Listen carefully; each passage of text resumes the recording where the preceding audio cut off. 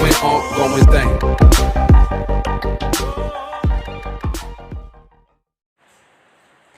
Assalamualaikum warahmatullahi wabarakatuh. Perkenalkan, nama saya Nia Pironika, NIM 1914040014. Saya dari Tadris Matematika A. Baiklah, di sini saya memenuhi tugas ujian tengah semester rancangan pembelajaran matematika yang diampu oleh Ibu Nita Putri Utami MPD. Baiklah, di sini ada 4 pembahasan. Pembahasan yang pertama yaitu kalender akademik dan rincian minggu efektif. Yang kedua yaitu program tahunan. Yang ketiga program semester. Dan yang keempat kriteria ketuntasan minimal atau KKM. Yang pertama yaitu kalender akademik dan rincian minggu efektif. Pengertian dari kalender akademik. Kalender pendidikan atau kalender akademik pada dasarnya adalah pengaturan waktu untuk kegiatan pembelajaran peserta didik selama 1 tahun ajaran yang mencakup permulaan tahun ajaran, minggu efektif belajar, waktu pembelajaran efektif, dan hari libur. Selanjutnya, komponen-komponen dalam kalender akademik. Yang pertama itu adalah permulaan waktu pelajaran. Yang kedua, peraturan waktu pelajaran. Yang ketiga, peraturan waktu libur. Yang keempat, kalender pendidikan memiliki masa berlaku maksimal 1 tahun.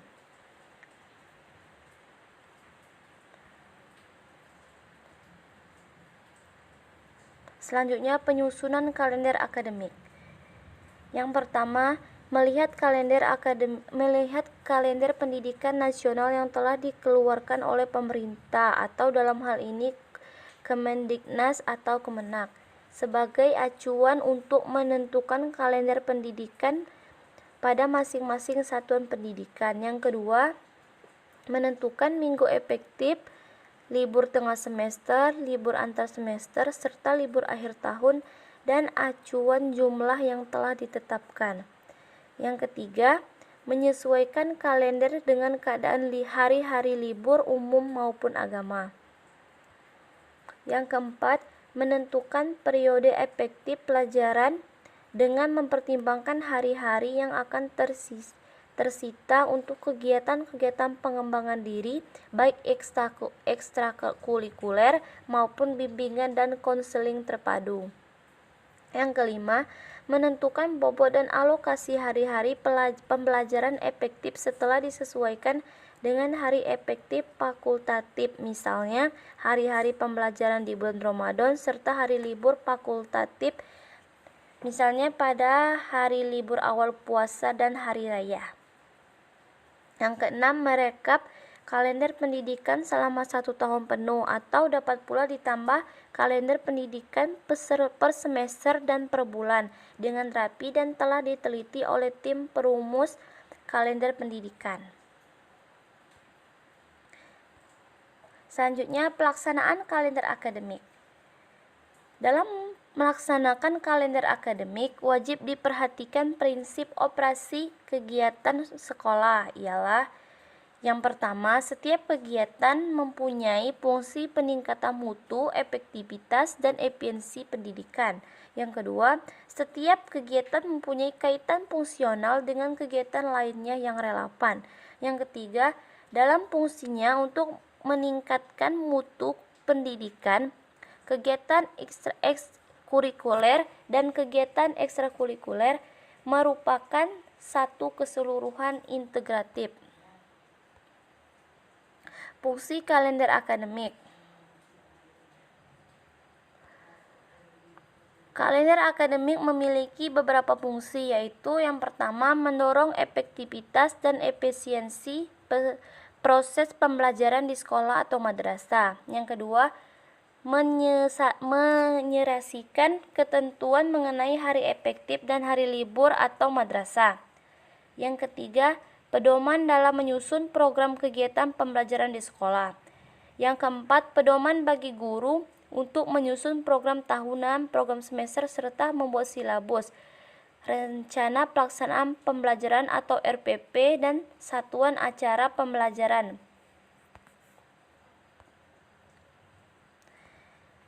Selanjutnya, alokasi kalender akademik. Alokasi waktu kalender akademik yang pertama itu adalah minggu efektif belajar, yang kedua jeda tengah semester, yang ketiga jeda antar semester, keempat libur akhir tahun, kegiatan dan administrasi akhir dan awal tahun pelajaran, yang kelima hari libur keagamaan, keenam hari libur umum atau nasional, ketujuh hari libur khusus, dan yang kedelapan kegiatan khusus sekolah atau madrasah. Selanjutnya, contoh kalender akademik. Selanjutnya, rincian minggu efektif. Pekan atau minggu efektif adalah hitungan hari-hari efektif yang ada pada tahun pelajaran berlangsung untuk membantu kemajuan peserta didik. Di samping modul perlu dikembangkan program mingguan dan harian.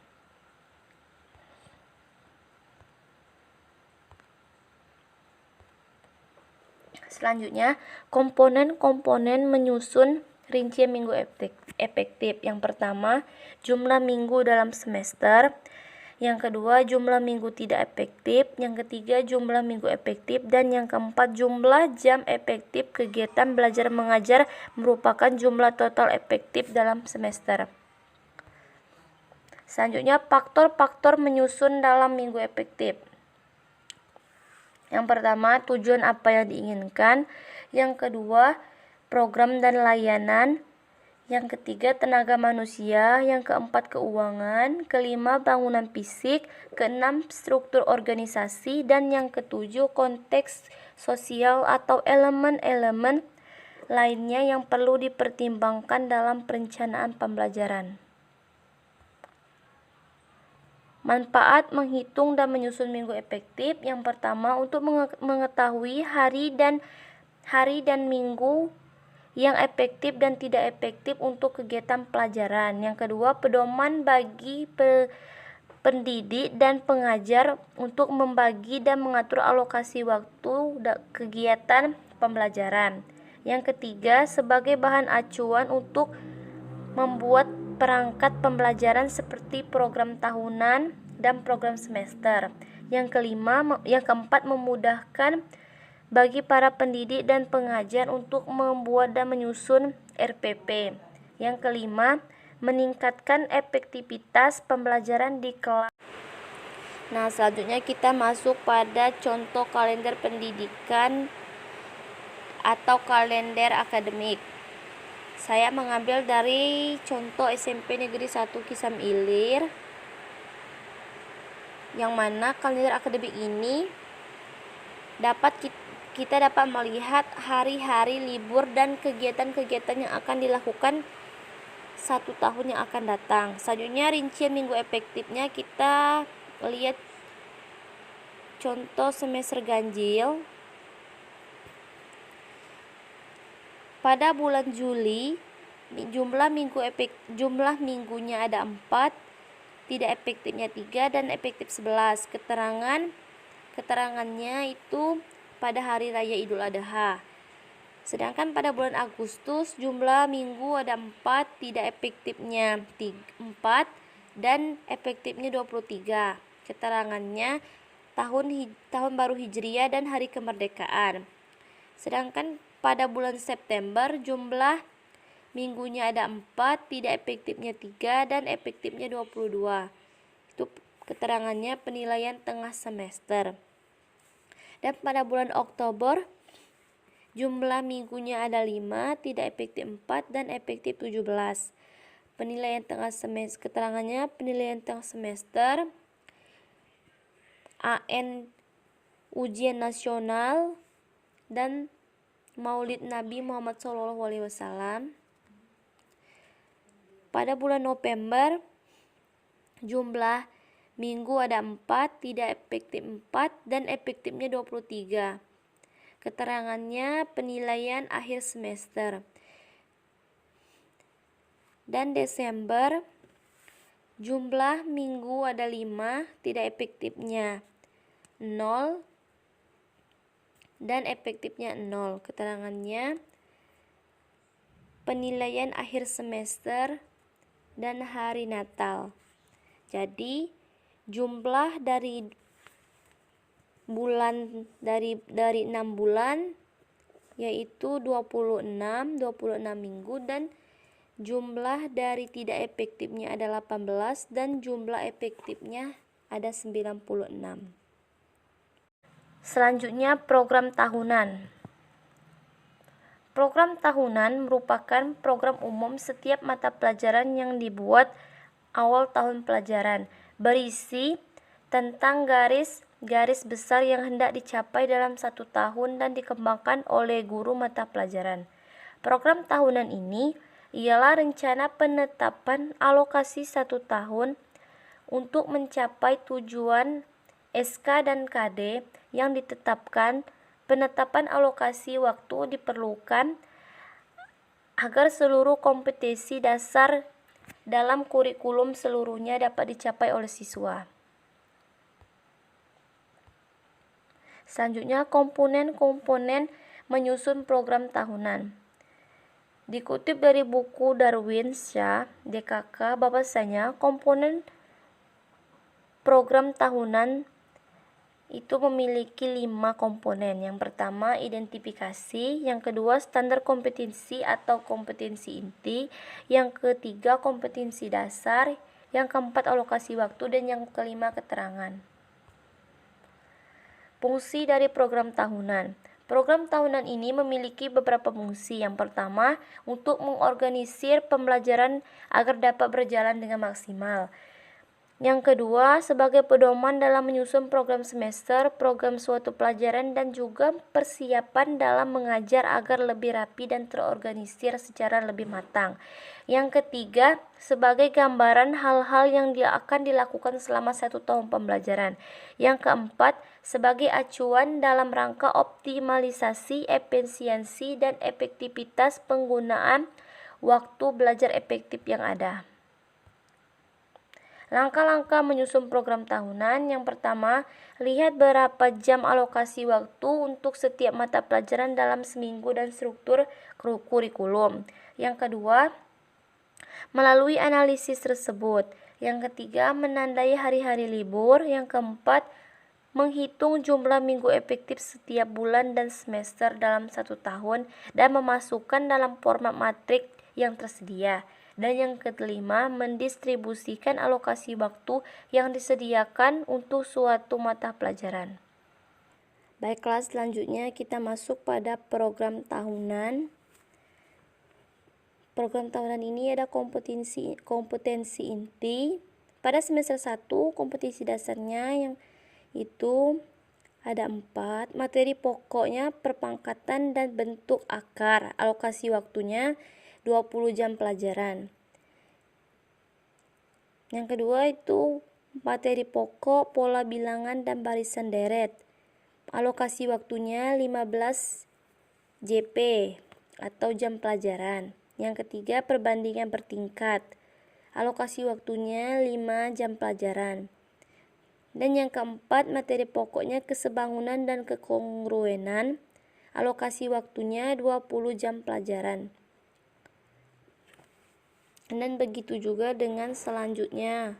Maka nanti kita dapatkan pada ujian semesternya jumlah jam pelajaran itu kita jumlahkan menjadi 60 jam pelajaran, dan pada semester 2-nya itu menjadi 90 jam pelajaran.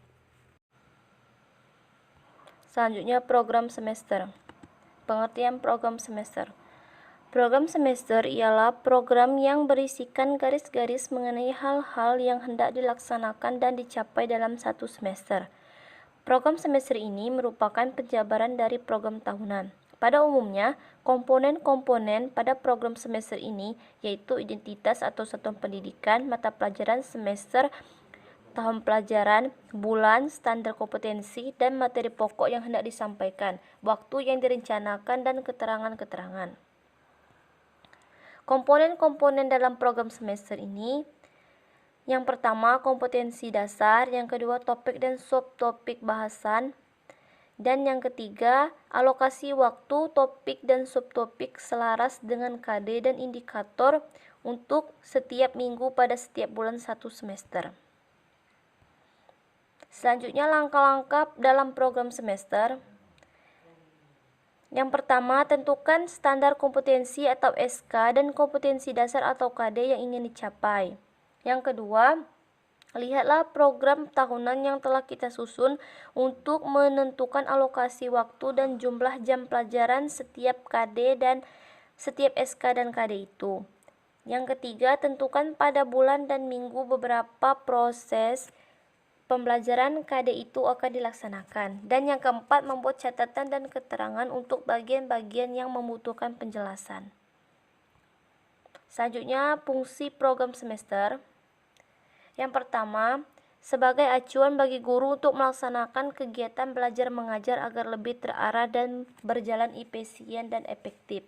Yang kedua, berfungsi sebagai pegangan guru dalam pembelajaran. Yang ketiga, berfungsi untuk mengukur setiap waktu yang diperlukan dalam menyampaikan bahan pelajaran tertentu dan menghitung jam pelajaran efektif.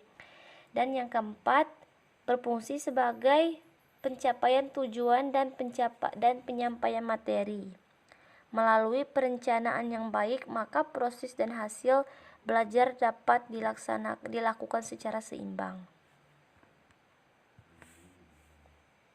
Selanjutnya pada contoh program semester, alokasinya 5 jam per minggu. Jadi pada bulan Juli itu pada materi menjelaskan sifat-sifat bilangan berpangkat dan bentuk akar dalam satu permasalahan, itu alokasinya 20 jam pelajaran. Dan pada bulan Juli ini tidak efektif, yaitu pada melaksanakan Hari Raya Idul Adha. Pada bulan Agustusnya yaitu melaksanakan Tahun Baru Hijriah, dan pada bulan Septembernya melaksanakan UTS, dan pada bulan Oktobernya melaksanakan ujian nasional, dan pada bulan November itu melaksanakan UAS, dan pada bulan September itu melaksanakan pada hari Natal. Jadi di sini dapat kita lihat bahwa yang jumlah efektifnya itu ada jumlah jam efektifnya ada 90 jam pelajaran, dan jumlah cadangannya 0, dan jumlah total semuanya adalah 90 pelajaran. Selanjutnya yang terakhir yaitu kriteria ketuntasan minimal atau KKM. Pengertian dari KKM: menurut Sudrajat pada tahun 2008 halaman 3, kriteria ketuntasan minimal atau KKM merupakan acuan untuk menetapkan seorang peserta didik secara minimal memenuhi persyaratan atas materi pelajaran. Dan menurut Kumandar pada tahun 2013 halaman 83, kriteria ketuntasan minimal atau KKM adalah kriteria ketuntasan belajar yang ditentukan oleh satuan pendidikan pada awal tahun pembelajaran dengan memperhatikan intake atau kemampuan rata-rata peserta didik. Selanjutnya komponen-komponen dalam penetapan KKM. Karakteristik yang pertama, karakteristik mata pelajaran atau kompleksitas adalah tingkat kesulitan dari masing-masing mata pelajaran yang ditetapkan antara lain expert, judgment, guru mata pelajaran melalui Forum Musyawarah Guru Mata Pelajaran atau MGMP tingkat sekolah dengan memperhatikan hasil analisis jumlah KD, kedalaman KD, keluasan KD, dan perlu tidaknya pengetahuan prasyarat. Yang kedua, karakteristik peserta didik atau intek, yaitu tingkat rata-rata kemampuan dan kompetensi awal peserta didik yang dapat dimanfaatkan dalam mencapai kompetensi dasar dan kompetensi standar yang telah ditetapkan dalam jangka waktu tertentu. Yang ketiga, daya dukung. Daya dukung meliputi antara lain, yang pertama kompetensi pendidik, misalnya nilai uji kompetensi guru. Yang kedua, jumlah peserta didik dalam satu kelas. Yang ketiga, predikat akreditasi sekolah, dan yang keempat, kelayakan prasarana sekolah.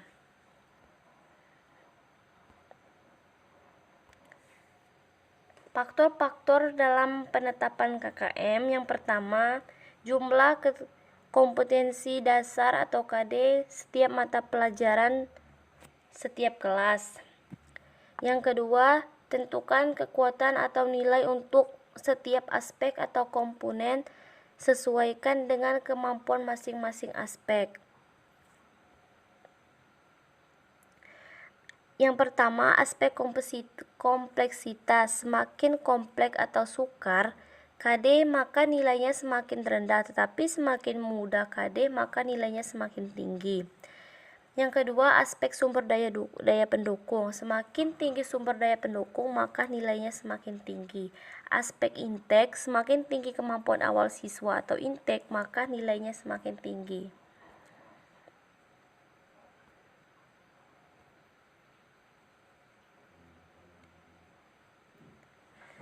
Yang ketiga, jumlahkan nilai setiap komponen, selanjutnya dibagi 3 untuk menentukan KKM setiap KD.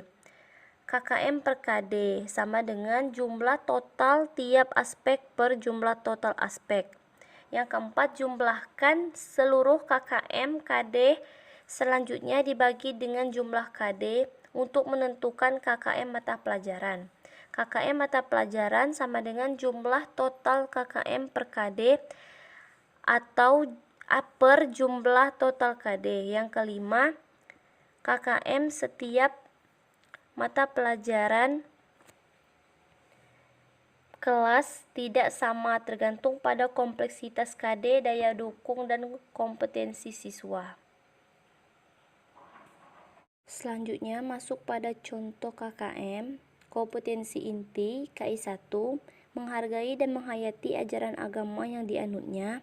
KI 2, menghargai dan menghayati perilaku jujur, disiplin, tanggung jawab, peduli, atau toleransi, gotong royong, santun, percaya diri dalam berinteraksi secara efektif dengan lingkungan sosial dan alam yang dalam jangkauan pergaulan dan keberadaannya.